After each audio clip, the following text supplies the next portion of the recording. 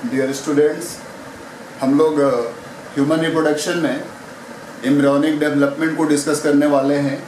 तो सबसे पहले आप एम्ब्रियोनिक डेवलपमेंट में जो स्टेजेस हैं, जाइगोट से फर्टिलाइज्ड एग से स्टार्ट करते हैं हम लोग।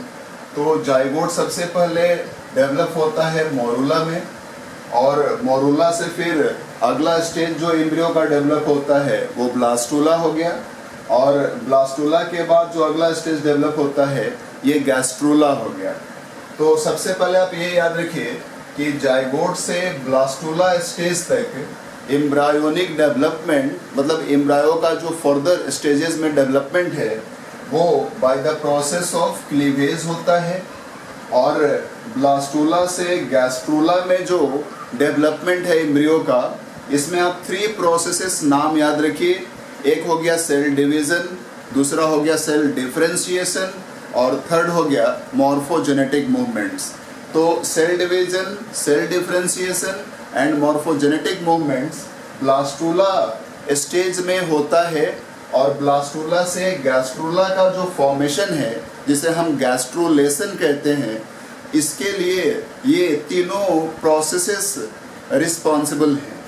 तो हम लोग स्टार्ट करते हैं सबसे पहले कि जाइगोट से मोरूला का जो फॉर्मेशन होता है, जिसे हम मोरूलेशन कहते हैं, तो इस पे हम लोग पहले डिस्कस करते हैं। मोरूलेशन कहाँ होता है और उसमें कौन कौन से इंपॉर्टेंट पॉइंट्स आपको याद रखने चाहिए। तो सबसे पहले याद रखिए, जाइगोट से मोरूला का फॉर्मेशन, जो एम्ब्रियो का फर्स्ट स्टेज है मोरूला, आप याद रखिए मोरूला, ब्लास्टूला, गैस्ट्रूला, ये तीनों एम्ब्रियोज के ही नाम हैं। गैस्ट्रूला के बाद जब उसमें एम्ब्रियो में ऑर्गेनोजेनेसिस और जो इम्पोर्टेंट ऑर्गन्स हैं वो अपीयर हो जाएंगे, मैंने ये नहीं कहा कि वो पूरी तरह से बन गए। जब गैस्ट्रूला में ऑर्गन्स अपीयर हो जाएंगे, वाइटल ऑर्गन्स, तब हम फीटस नाम देंगे, ना कि एम्ब्रियो। तो मोरूला, ब्लास्टूला, गैस्ट्रूला, ये सब एम्ब्रियोज के ही नाम हैं। सबसे पहले हम लोग मोरूलेशन के इम्पोर्टेंट पॉइंट्स डिस्कस करते हैं। तो याद रखिए, मोरूला जो है ये एम्ब्रियो का 8 to 16 सेल स्टेज का नाम है। और जो मोरूला है इसमें जो सेल्स होते हैं, आप याद रखिए एम्ब्रायोनिक सेल्स को ब्लास्टोमियर्स कहते हैं। तो मोरूला के जो एम्ब्रायोनिक सेल्स हैं, ब्लास्टोमियर्स, वो कॉम्पैक्टली पैक्ड होते हैं। मीन्स मोरूला में किसी तरह का स्पेस नहीं पाया जाता। और ये याद रखिए, मोरूला एक्सटर्नली पैक्ड होता है, कवर्ड होता है जोना पेलुसिडा से। आप जानते हैं जोना पेलुसिडा सेकेंडरी ओसाइट या ओवम का प्राइमरी एग मेम्ब्रेन है, जिसे खुद ओवम ही बनाता है, फॉर्म करता है। तो याद रखेंगे, फर्टिलाइजेशन के समय जोना पेलुसिडा पेनिट्रेट हुआ था स्पर्म के हाइड्रोलाइटिक एंजाइम से। उसके बाद ओवम जोना पेलुसिडा को रीफॉर्म कर लेता है। मतलब जितना पेनिट्रेटेड पोर्शन, लॉस्ट पोर्शन होता है जोना पेलुसिडा का, वो वंस अगेन रिपेयर कर लिया जाता है ओवम के द्वारा। यानी जोना पेलुसिडा, आप याद रखिएगा, मोरूला को भी एज एक्सटर्नल कवर पैक करता है। ब्लास्टूला के ऊपर भी जोना पेलुसिडा पाया जाता है। और ब्लास्टूला जब इंडोमेट्रियम में इम्प्लांट होने जाता है, तो just before implantation zona pellucida shed होता है, रिमूव होता है एम्ब्रियो से। तो यहाँ पे याद रखेंगे एक और इम्पॉर्टेंट इंफॉर्मेशन, जोना पेलुसिडा जो है वो इक्टोपिक प्रेगनेंसी, मतलब इम्प्रॉपर साइट पे ब्लास्टूला के इम्प्लांटेशन को रोकने में हेल्पिंग है। तो अब आगे आते हैं हम लोग मोरूलेशन पे। Important points of morulation. Morula जो होता है, मैंने कहा 8 to 16 सेल स्टेज है एम्ब्रियो का। और याद रखेंगे ये किस प्रोसेस से बनता है मोरूला, तो प्रोसेस का नाम क्लीवेज हो गया। और जाइगोट के मोरूला में डेवलप होने के लिए एटलीस्ट कम से कम 3 क्लीवेजेस की रिक्वायरमेंट होती है। मतलब 3 क्लीवेजेस के बाद आप जाइगोट को मोरूला नाम का एम्ब्रियो कह सकते हैं। इम्पोर्टेंट पॉइंट इसमें मैंने आपको डिस्कस किया। आप ये याद रखेंगे कि जाइगोट के मोरूला में डेवलपमेंट के लिए एटलीस्ट 3 क्लीवेजेस की रिक्वायरमेंट है। और ह्यूमन बीइंग्स में जो फर्स्ट क्लीवेज है उसमें नियरली 30 आवर्स 30 घंटे लगते हैं, सेकेंड क्लीवेज में भी 30 आवर्स लगते हैं, और जो थर्ड क्लीवेज है वो 12 आवर्स में कंप्लीट हो जाता है। यानी टोटल 72 आवर्स लगते हैं जाइगोट को मोरूला में ग्रो करने में, डेवलप होने में। यानी आप कह सकते हैं 3 डेज में आफ्टर फर्टिलाइजेशन, क्योंकि आप जानते हैं जाइगोट का फॉर्मेशन फर्टिलाइजेशन से होगा, तो आफ्टर फर्टिलाइजेशन 3 डेज लगते हैं मोरूला फॉर्मेशन में। यानी आप ये याद रखेंगे आफ्टर फर्टिलाइजेशन मोरूला जो है वो 3rd डे अपीयर हो जाता है। अब सवाल है कि फीमेल रिप्रोडक्टिव सिस्टम में मोरूला का फॉर्मेशन कहाँ होता है? आप जानते हैं फर्टिलाइजेशन होता है ओविडक्ट में, यानी जाइगोट का फॉर्मेशन होता है ओविडक्ट में, और मोरूला भी ओविडक्ट में ही फॉर्म होता है। आप यहाँ पे ध्यान रखिएगा, तो मोरूला का प्रेजेंस होता है ओविडक्ट में और 3 डेज लगते हैं मोरूला के फॉर्मेशन में। मोरूला जो है आप ये याद रखिए कि ये 4th डे यूटेराइन कैविटी में इसकी एंट्री होती है, 4थे दिन, और ये मोरूला 4th से 6th डे तक ब्लास्टूला में ग्रो करता है, और इस प्रोसेस को हम ब्लास्टुलेशन कहते हैं। तो ब्लास्टुलेशन का प्लेस कहाँ है? ब्लास्टूला कहाँ ग्रो करता है, कहाँ डेवलप होता है? तो आपका आंसर होगा यूटेराइन कैविटी। किस दिन? तो फर्टिलाइजेशन से सारे डेज काउंट करना है आपको। 4th, 5th, 6th day blastulation का इवेंट होता है, ब्लास्टूला का फॉर्मेशन होता है मोरूला से। कहाँ पे होता है?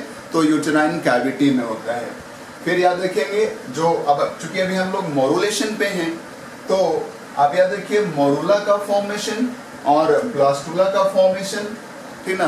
तो इसका ओविडक्ट में मोरूला का फॉर्मेशन हुआ और ब्लास्टूला का जो फॉर्मेशन यूटेराइन कैविटी में, और फिर ब्लास्टूला जो है 7th डे से इंडोमेट्रियम में ब्यूरिड होने की कोशिश करता है, यानी इम्प्लांटेशन की प्रोसेस शुरू हो जाती है 7th डे से आफ्टर फर्टिलाइजेशन, और implantation 10th 11th day complete हो जाता है। फिर याद रखेंगे आप कि 10th 11th डे जब इम्प्लांटेशन कंप्लीट हो गया, उसके बाद इंडोमेट्रियम में ब्लास्टूला इम्प्लांट हो चुका है, और इंडोमेट्रियम में ही यानी यूटेराइन वॉल में ही ब्लास्टूला का फर्दर गैस्ट्रोला में डेवलपमेंट होता है। प्रोसेस को गैस्ट्रुलेशन कहते हैं, और जो गैस्ट्रुलेशन प्रोसेस है, तो गैस्ट्रुलेशन प्रोसेस का प्लेस क्या हो गया? आंसर हो गया आपका इंडोमेट्रियम, यूटेराइन वॉल, जहाँ पे ब्लास्टूला गैस्ट्रोला में ग्रो करता है। अब ये आप याद रखेंगे। तो गैस्ट्रुलेशन कब से शुरू होगा? तो फर्टिलाइजेशन के 11th 12th डे से गैस्ट्रुलेशन प्रोसेस स्टार्ट होता है, और ये आप याद रखेंगे गैस्ट्रुलेशन के कंप्लीट होने का जो टाइम है वो 8th वीक है। 8th वीक यानी जो फर्स्ट 2 मंथ्स हैं तब तक गैस्ट्रुलेशन प्रोसेस कंटिन्यूड रहता है। और याद रखेंगे तो फर्स्ट 2 मंथ तक गैस्ट्रुलेशन ही चलते रहेगा। उसके बाद 2nd मंथ के बाद यानी 3rd मंथ से जो वाइटल ऑर्गन्स होते हैं एम्ब्रियो के वो अपीयर हो जाते हैं, और उनके अपीयर होने के साथ साथ अब हम गैस्ट्रोला को फीटस नाम दे सकते हैं। तो एक एम्ब्रियो को आप फीटस कब से कह सकते हैं? तो 2nd मंथ के बाद से। यहाँ पे ये इंपॉर्टेंट सारे इंफॉर्मेशन याद रखिए आप, कौन कहाँ बना, किस प्रोसेस से बना और कब बना, ठीक है? अब चलिए हम लोग डिस्कस करते हैं थोड़ा क्लीवेज को, क्योंकि आपके माइंड में ये आ गया भाई क्लीवेज जो वर्ड है इसको मैं थोड़ा इंपॉर्टेंट पॉइंट डिस्कस कर दूं। तो याद रखिए क्लीवेज जो है वो माइटोटिक डिवीजन है जो ब्लास्टूला स्टेज तक होता है। आप याद रखिए माइटोसिस जो होता है न्यू सेल्स के फॉर्मेशन के लिए, फर्टिलाइज्ड एग में जाइगोट में न्यू सेल्स का फॉर्मेशन हो, इसके लिए जो सेल डिवीजन होता है वो होता है माइटोसिस। तो माइटोसिस जो है ब्लास्टूला स्टेज तक विथ सर्टेन डिफरेंसेस होता है, और इन्हीं माइटोसिस को हम क्लीवेज कहते हैं। यानी क्लीवेज जो है वो माइटोटिक डिवीजन है विथ सम डिफरेंसेस। आप याद रखेंगे तो माइटोसिस विथ सम डिफरेंसेस यानी क्लीवेज के रूप में ब्लास्टुला स्टेज तक होता है और गैस्ट्रुला स्टेज में भी माइटोसिस होता है विदाउट एनी डिफरेंस। यानी माइटोसिस जो जेन्युइन माइटोसिस है वो गैस्ट्रुला स्टेज से शुरू होकर के हमारे डेथ तक होता है। हम सब पोस्टनैटल लाइफ में भी न्यू सेल्स फॉर्म करते हैं, सेल्स का रिफॉर्मेशन होता है इंजरी वगैरह के समय। तो ये जो सेल फॉर्म होते हैं हमारे किसी भी लाइफ स्टेज में गैस्ट्रुलेशन के बाद, तो वो एक्चुअल माइटोसिस से होते हैं। और जो माइटोसिस ब्लास्टुला स्टेज तक होता है विद सम डिफरेंसेस, जिसे हम क्लीवेज कहते हैं। तो भाई क्या डिफरेंसेस हैं, इसको जरा हम डिस्कस कर लें कि भाई जो माइटोसिस क्लीवेज के फॉर्म में हो रहा है उसमें क्या स्पेशल फीचर्स हैं, क्या डिफरेंसेस हैं जो एक्चुअल माइटोसिस है उससे। तो आइए, ये जो मैंने लिख रखा है क्लीवेज के नीचे, ये सब क्लीवेज के फीचर्स हैं जो क्लीवेज और माइटोसिस को डिफरेंशिएट करने के लिए हैं। तो आप सबसे पहले याद रखिए, जानते हैं कि जैसे एक मदर सेल जिसमें माइटोसिस होता है तो एक मदर सेल से दो डॉटर सेल्स फॉर्म होते हैं। क्लीवेज से भी एक मदर सेल से दो डॉटर सेल फॉर्म होंगे। लेकिन ये जो डॉटर सेल्स हैं ये नेक्स्ट क्लीवेज यानी नेक्स्ट माइटोसिस में जब जाएंगे उससे पहले इनमें G1 फेज, S फेज और G2 फेज होता है यदि ये एक्चुअल माइटोसिस है तो। लेकिन जब क्लीवेज की बारी आएगी तो डॉटर सेल्स जो क्लीवेज से बनेंगे, याद रखेंगे डॉटर सेल्स जो क्लीवेज से बन रहे हैं इनमें G1 और G2 फेज नहीं होता, सिर्फ S फेज होता है। क्लीवेज से जो डॉटर सेल्स प्रोड्यूस होंगे वो G1 और G2 फेजेस में नहीं जाते, उनमें सिर्फ S फेज होता है। यानी ये जो डॉटर सेल्स हैं अपने साइटोप्लाज्म को सिंथेसाइज नहीं करते क्योंकि इनमें G1 और G2 फेजेस नहीं हो रहे हैं।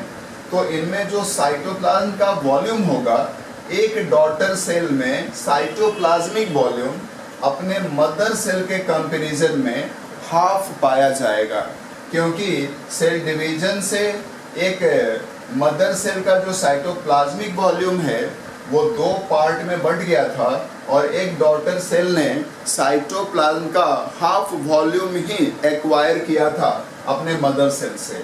अब उसको एज मदर सेल इक्वलाइज करने के लिए साइटोप्लाज्मिक वॉल्यूम को G1 और G2 फेजेस होने चाहिए थे डॉटर सेल्स में। G1 और G2 फेजेस नहीं हुए तो जो साइटोप्लाज्मिक वॉल्यूम है वो मदर सेल के कंपैरिजन में हाफ ही रह जाता है। लेकिन एस फेज नॉर्मली होता है डॉटर सेल्स में, आप देख रहे हैं यहाँ पे लिख रहा है G1 और G2 फेजेस नहीं होते। एस फेज जो होता है वो डॉटर सेल्स में होता है, यानी डॉटर सेल्स का जो डीएनए कंटेंट होता है वो एज मदर सेल होता है, क्योंकि इनमें एस फेज हो रहा है, डीएनए रेप्लिकेशन हो रहा है और डीएनए कंटेंट जो है वो मदर सेल के जैसा रीस्टोर हो जाता है।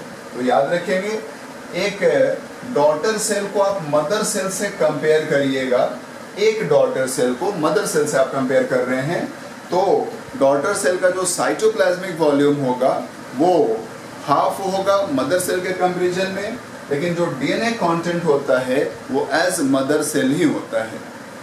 तो यहाँ पे एक और इम्पोर्टेंट इंफॉर्मेशन आपको ध्यान रखना चाहिए कि साइटोप्लाज्म का वॉल्यूम बढ़ नहीं रहा है और डॉटर सेल में साइटोप्लाज्म का वॉल्यूम बढ़ नहीं रहा है और जो डीएनए कंटेंट है वो एज मदर सेल है, तो जो न्यूक्लियोसाइटोप्लाज्मिक रेशियो होगा, क्योंकि याद रखिए न्यूक्लियस का जो वॉल्यूम है वो एज मदर सेल ही मेंटेन है, साइटोप्लाज्म का वॉल्यूम रिड्यूस होता जा रहा है, हाफ होता जा रहा है। एवरी क्लीवेज के बाद जो साइटोप्लाज्मिक वॉल्यूम होगा वो हाफ होता जाएगा मदर सेल के कंपैरिजन में, लेकिन जो न्यूक्लियस का वॉल्यूम है वो as usual as mother cell maintain रहता है आफ्टर ईच क्लीवेज, क्योंकि एस फेज के होने से DNA content as mother cell maintain रहता है। तो न्यूक्लियोसाइटोप्लाज्मिक रेशियो जो होगा डॉटर सेल्स का, एम्ब्रायोनिक सेल्स का, ब्लास्टोमियर्स का, वो बढ़ेगा। जैसे मान लीजिए कि मदर सेल का न्यूक्लियस का वॉल्यूम का वैल्यू है 2 और साइटोप्लाज्मिक वॉल्यूम का वैल्यू है 10, तो आप जानते हैं कि क्लीवेज के बाद न्यूक्लियस का वॉल्यूम तो वही रह जाएगा सेम एज मदर सेल, लेकिन साइटोप्लाज्मिक वॉल्यूम जो है वो रेड्यूस होकर के हाफ हो जाएगा, यानी न्यूक्लियो साइटोप्लाज्मिक वॉल्यूम जो होता है वो बढ़ता है डॉटर सेल्स में, ब्लास्टोमियर्स में, after each cleavage. Important point ध्यान रखना आपको। अब एक मैं आपसे क्वेश्चन पूछ लूं कि जैसे मान लीजिए कि मदर सेल है जाइगोट, ये जाइगोट बना दिया मैंने, और जो एम्ब्रियो है ये 4 सेल स्टेज में है। एम्ब्रियो में 4 ब्लास्टोमियर्स हैं, 4 सेल स्टेज है। तो आप इस एम्ब्रियो का कंपैरिजन कीजिए जाइगोट से कि साइटोप्लाज्मिक वॉल्यूम कितना होगा और डीएनए कंटेंट कैसा होगा। तो याद रखेंगे एक ब्लास्टोमियर में, चूंकि याद रखिए जब 2 सेल्स बनेंगे तो जाइगोट के कंपैरिजन में एक जो ब्लास्टोमियर है इसमें हाफ साइटोप्लाज्मिक वॉल्यूम होगा, डीएनए कंटेंट एज जाइगोट होगा। तो एक ब्लास्टोमियर में हाफ साइटोप्लाज्मिक वॉल्यूम, दूसरे में भी हाफ, मिलाकर के जाइगोट के इक्वल हो गया साइटोप्लाज्म। और फिर मान लीजिए एक और क्लीवेज हुआ तो एक ब्लास्टोमियर को कंपेयर कीजिए, एक ब्लास्टोमियर में जाइगोट के कंपैरिजन में 1/4 साइटोप्लाज्मिक वॉल्यूम होगा, लेकिन डीएनए कंटेंट जाइगोट के इक्वल होगा। तो मैंने पूछा कि एम्ब्रियो जो 4 सेल स्टेज में है, इस एम्ब्रियो का कंपेयर कीजिए जाइगोट से और साइटोप्लाज्मिक वॉल्यूम बताइए। तो एम्ब्रियो का जो साइटोप्लाज्मिक वॉल्यूम होगा, आप एम्ब्रियो को जब कंपेयर कीजिए उसके एक सेल को जाइगोट से कंपेयर ना कीजिए, क्योंकि एम्ब्रियो जो है वो सारे सेल मिलकर के रिप्रेजेंट कर रहे हैं एम्ब्रियो को। तो एम्ब्रियो में अभी 4 सेल्स हैं, तो चारों सेल्स का जोड़ करके बताइए जाइगोट के कंपैरिजन में साइटोप्लाज्मिक वॉल्यूम कितना आएगा। तो एक का 1/4 आएगा, चारों का जोड़ करके बताएंगे तो साइटोप्लाज्मिक वॉल्यूम एम्ब्रियो का जाइगोट के इक्वल होगा। ओके, तो आप याद रखिए एम्ब्रियो जो क्लीवेज, जिसमें क्लीवेज चल रहा है, जब एक क्वेश्चन पूछा जाए कि एम्ब्रियो चाहे कितने भी नंबर ऑफ सेल्स दिए जाएं, 2 cell stage, 4 cell stage, 8 cell stage, और क्वेश्चन पूछा जाए कि एम्ब्रियो का साइटोप्लाज्मिक वॉल्यूम कंपेयर कीजिए जाइगोट से, तो आपको हमेशा एज सिमिलर टू जाइगोट बताना है। जितना जाइगोट का साइटोप्लाज्मिक वॉल्यूम है, एम्ब्रियो का जो साइटोप्लाज्मिक वॉल्यूम होगा सिमिलर टू जाइगोट होगा, क्योंकि after each cleavage cytoplasmic volume एक सेल में रेड्यूस होके हाफ हो जाता है। मान लीजिए 4 सेल हैं तो एक सेल में 1/4 साइटोप्लाज्मिक वॉल्यूम होगा। यदि एम्ब्रियो 8 सेल स्टेज में है तो 1/8 साइटोप्लाज्मिक वॉल्यूम होगा एक ब्लास्टोमियर का जाइगोट के कंपैरिजन में। एम्ब्रियो का पूछा जाए तो सारे ब्लास्टोमियर्स का साइटोप्लाज्मिक वॉल्यूम जोड़ करके बताएंगे तो वो हमेशा इक्वल आएगा जाइगोट के कंपैरिजन में। तो मैंने पूछा एम्ब्रियो 4 सेल स्टेज में है, साइटोप्लाज्मिक वॉल्यूम बताइए जाइगोट के कंपैरिजन में, तो कितना होगा साइटोप्लाज्मिक वॉल्यूम 4 सेल स्टेज में, 8 सेल स्टेज में, 2 सेल स्टेज में हमेशा जाइगोट के इक्वल होगा। डीएनए कंटेंट पूछा जाए तो एक सेल का डीएनए कंटेंट जाइगोट के बराबर होगा, क्योंकि मैंने कहा कि ये एस फेज होता है ब्लास्टोमियर्स में और ये डीएनए कंटेंट को रीस्टोर कर लेता है equal to mother cell, DNA content of mother cell. तो एक सेल में डीएनए कंटेंट अपने मदर सेल यानी जाइगोट के बराबर होगा, तो इसमें भी बराबर होगा, इसमें भी बराबर होगा, तो सबका जोड़ करके बताएंगे। क्योंकि आपको एम्ब्रियो को बताना है, एक ब्लास्टोमियर का नहीं बताना आपको। एम्ब्रियो को कंपेयर करना है तो सारे ब्लास्टोमियर्स को कंबाइंडली कंपेयर करेंगे जाइगोट से। तो यदि एम्ब्रियो 4 सेल स्टेज में है तो डीएनए कंटेंट एम्ब्रियो का जाइगोट के कंपैरिजन में 4 टाइम्स ज़्यादा होगा। यदि एम्ब्रियो 2 सेल स्टेज में है तो जाइगोट के कंपैरिजन में 2 टाइम्स डीएनए कंटेंट ज़्यादा होगा, एम्ब्रियो को कंपेयर कर रहे हैं तो। इस तरह से ध्यान रखेंगे। एक और इम्पॉर्टेंट पॉइंट, चूंकि एम्ब्रियो का जाइगोट के कंपैरिजन में साइटोप्लाज्मिक वॉल्यूम सेम रहता है, इक्वल टू जाइगोट होता है, तो इसीलिए एम्ब्रियो का जो साइज होता है वो जाइगोट के ही बराबर होता है। इम्पॉर्टेंट गौर करने वाली बात है कि एम्ब्रियो का नंबर ऑफ सेल बढ़ता है, 2 सेल स्टेज में आएगा, 4 सेल स्टेज में आएगा, 8 सेल स्टेज में आएगा, लेकिन जो साइज है एम्ब्रियो का, नंबर ऑफ सेल्स के बढ़ने के बावजूद भी साइज एम्ब्रियो का कांस्टेंट रहता है, साइज एम्ब्रियो का बढ़ता नहीं है, जाइगोट के ही बराबर साइज होता है एम्ब्रियो का। क्यों? क्योंकि एम्ब्रियो का जो सम टोटल साइटोप्लाज्मिक वॉल्यूम होता है वो जाइगोट के ही इक्वल होता है। ओके, अब यहाँ पे और इम्पोर्टेंट इंफॉर्मेशन देखते हैं हम लोग। क्लीवेज से रिलेटेड सारे इंफॉर्मेशन हम लोग डिस्कस कर रहे हैं। तो अब यहाँ से आप याद रखिएगा कि भाई क्लीवेज कहाँ तक होता है, एम्ब्रियोनिक डेवलपमेंट किस स्टेज तक होता है, तो ब्लास्टुला स्टेज तक होता है।